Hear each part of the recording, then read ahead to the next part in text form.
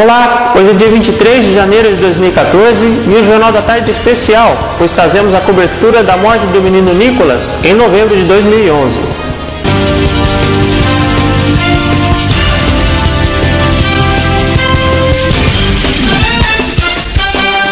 O julgamento da mãe e do padrasto de Nicolas Cauã ocorreu hoje no Fórum de Ribeirão Pires. O padrasto, Valdelei Aparecido de Azevedo, foi condenado a 32 anos de prisão em regime fechado. A mãe, Alessandra Pereira da Silva, ficará presa por 36 anos, também em regime fechado. Ela recebeu pena maior por ser a mãe da criança, o que agravou o caso. Os advogados vão recorrer das sentenças.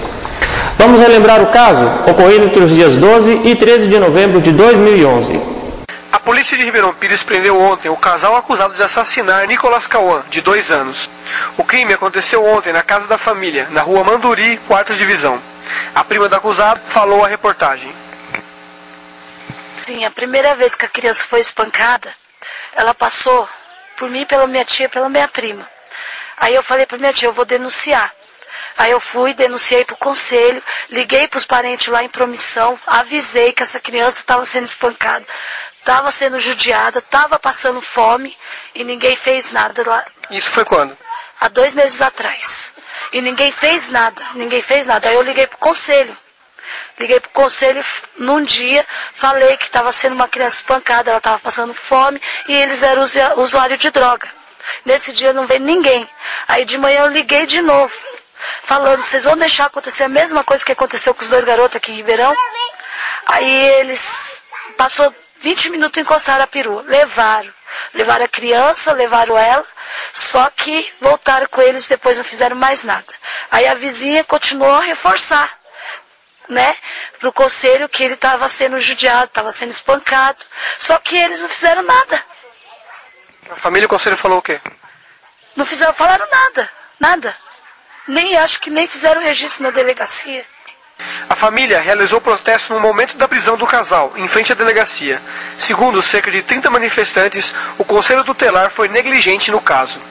Como vocês viram, houve protestos contra o Conselho Tutelar da instância na época do crime, que foi acusado de negligência, o que foi negado pelo presidente da entidade, Antônio Carlos Pereira, em entrevista ao jornal Folha, na época. Antônio Carlos, o que vocês conseguiram apurar até agora do caso do Nicolas?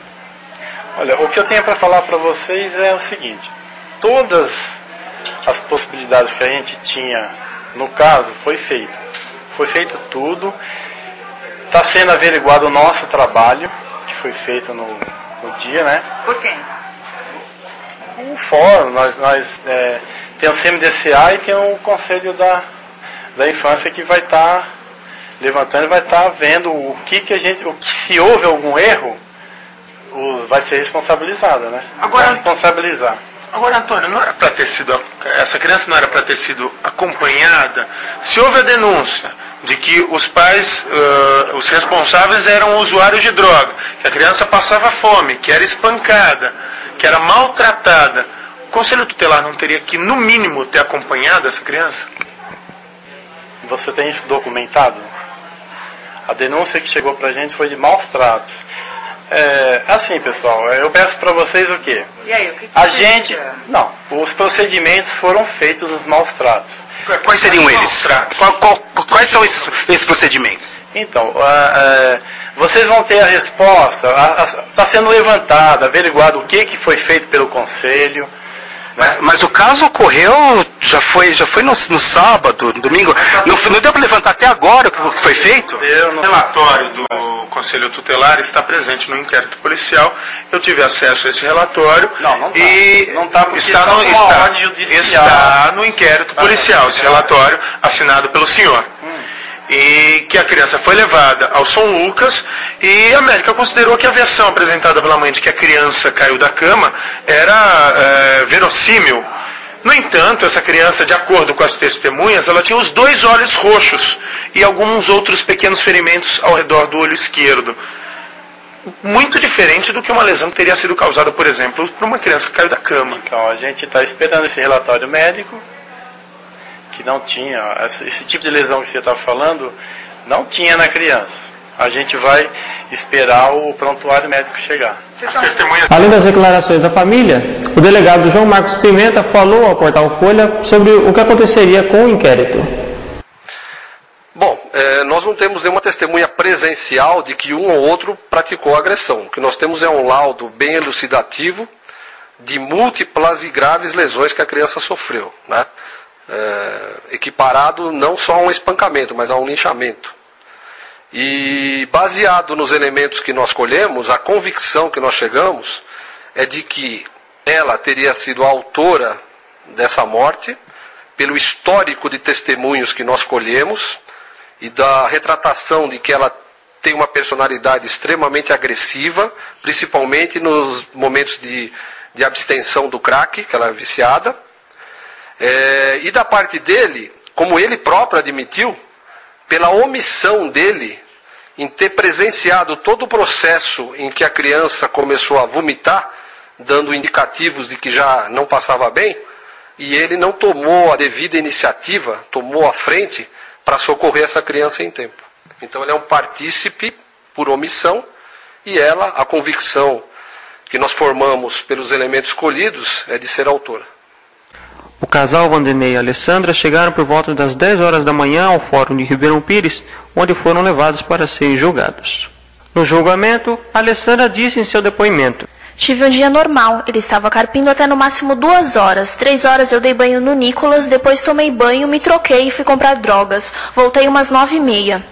Quando eu cheguei, o Valdinei falou que o Nicolas tinha vomitado, mas ele já estava trocado. Eu não prestei atenção se ele tinha roxos. Eu estava sob o efeito de drogas. Acordei com ele desesperado, falando que o Nicolas estava estranho.